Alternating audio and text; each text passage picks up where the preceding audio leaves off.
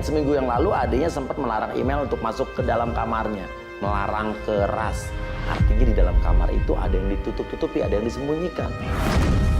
Apalagi Justin, kameramen kita, pernah melihat pada saat minggu lalu ke rumahnya, katanya ada penampakan sosok manusia yang terlihat di kaca kamar adiknya. Kayaknya nggak mungkin ya. Hah?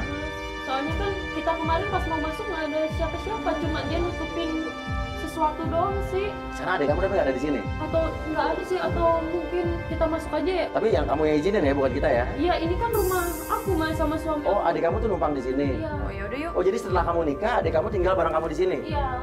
Mumpung dia nggak ada maksudnya. Langsung saja kita menuju ke kamar adiknya. Sesampainya di kamar adiknya, ternyata pas saat membuka pintu, Biasanya nggak dikunci ya? Biasanya nggak dikunci. Hah? Nah, itu ada kunci. Ada kunci tuh. Bisa. Bisa. Dan saat pintu kamar terbuka, kita mencoba melihat ke sekeliling kamar.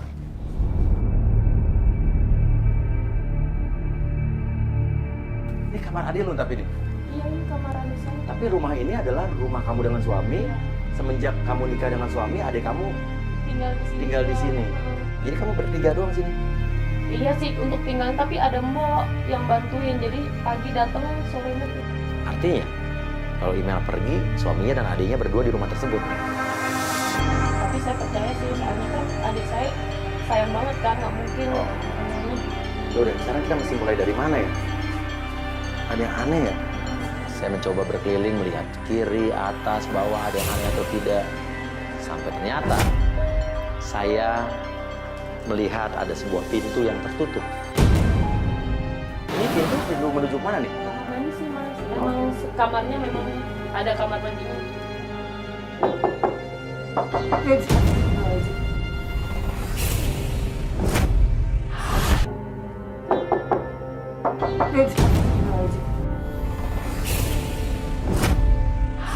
Wah, jangan-jangan ada orang lagi, Mas. Tapi adik saya kan keluar. Tapi kenapa dia ngetok balik? Jangan sosok yang dilihat sama Justin lagi.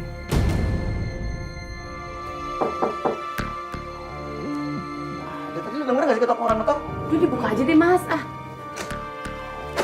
Langsung kita buka pintunya. Di dalam itu ternyata ada bathtub yang sudah isinya ada air. bukan ada orang. Tapi pas saat saya pegang airnya, ini airnya ini kayak orang berendam, kayak orang mau berendam. Iya, masih awet ya Mas. Masih anget loh, Jess. Siapa ya Mas ya? Soalnya nggak ada orang sama sekali. Dan kita juga melihat ada yang aneh di dalam kamar mandi tersebut. Kita melihat di samping WC, kita lihat ada... Loh. Mas,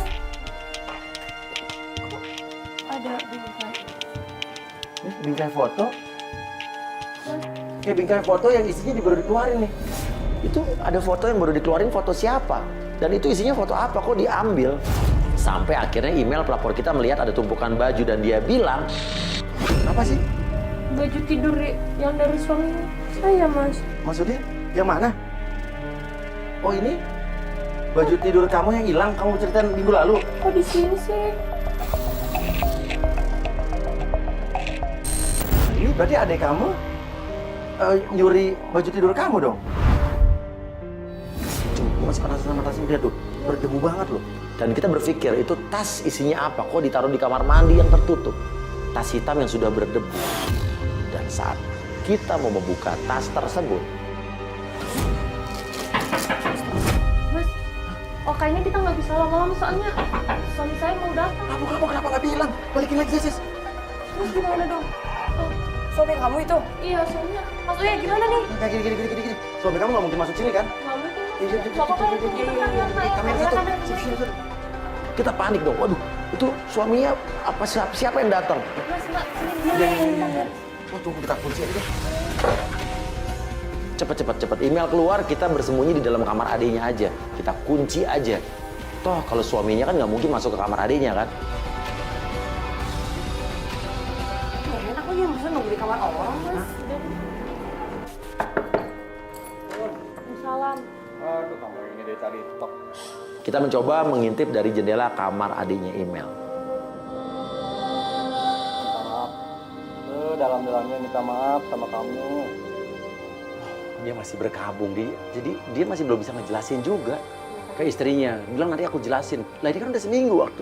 Masalahnya istrinya harus tahu dong kejelasan. Kenapa dia nikah siri? Dan alasan Mas nikahin dia cuman pengen nolong. 100% cuman pengen nolong dia karena dia lagi sakit.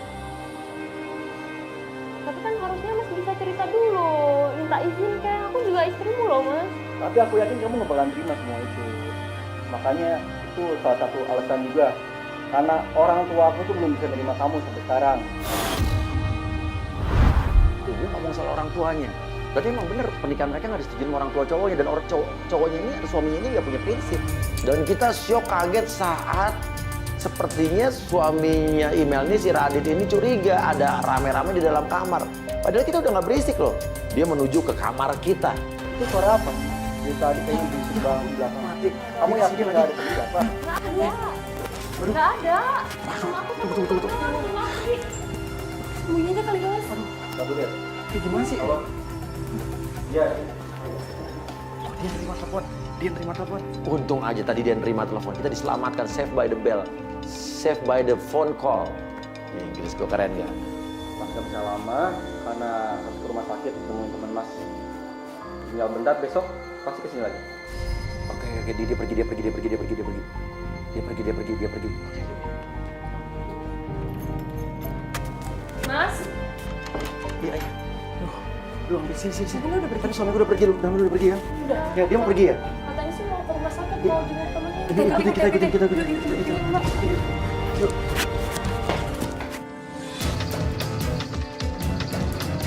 Dia bilang katanya dia mau ke rumah sakit, ada temannya sakit. Kita ikutin aja siapa yang sakit. Dan ternyata suaminya bukan berhenti ke rumah sakit. Sebetulnya kita udah tahu. Sebetulnya gue tahu sih dia mau kemana. Kita udah punya Susan, seseorang yang udah menghubungi suami lo. Selama seminggu. Iya, selama seminggu. Kayak gitu sih Mas. Iya, dan dia akan janjian ketemu mudah-mudahan sih. Kayaknya sepertinya di tempat yang tempat janjian suami kamu dengan penggoda kita, Susan. Ini bener nggak sih, Mas? Emang mau kesini emangnya? Iya. Kan janjiannya gitu. Iya. Terus ngapain kita kesini Mas? Mbak, Ke toko mainan ini. Dia itu sudah janjian dengan Susan, penggoda kita, janjiannya di sini. Dan kita sudah pemasang kamera di dalam, dan kita bisa pantau dari sini. Ya, udah tenang aja deh, ya. Hai Radit. Apa ya nungguin? Dan benar saja, di dalam Radit bertemu dengan Susan. Kamu kenapa ngajakin aku ketemuan di tempat mainan kayak gini sih? Kenapa Soalnya nggak di di... sini banyak barang lucu kayak kamu, Imut. Ya apaan sih? Kamu bisa aja deh, gombal banget sih Radit. Bentar, aku kayaknya punya sesuatu buat kamu. Apa? Boleh bareng nggak? Oke. Balik badan ya? Ya. tuh Mas, lihat deh, kayak Iya. gitu. Ya makanya udah sekarang intinya adalah Seharusnya kan Susan nggak kayak gitu, nggak kecentilan. Susan nggak centil loh, Susan diam aja. Suami lo yang agresif dari tadi ya nggak?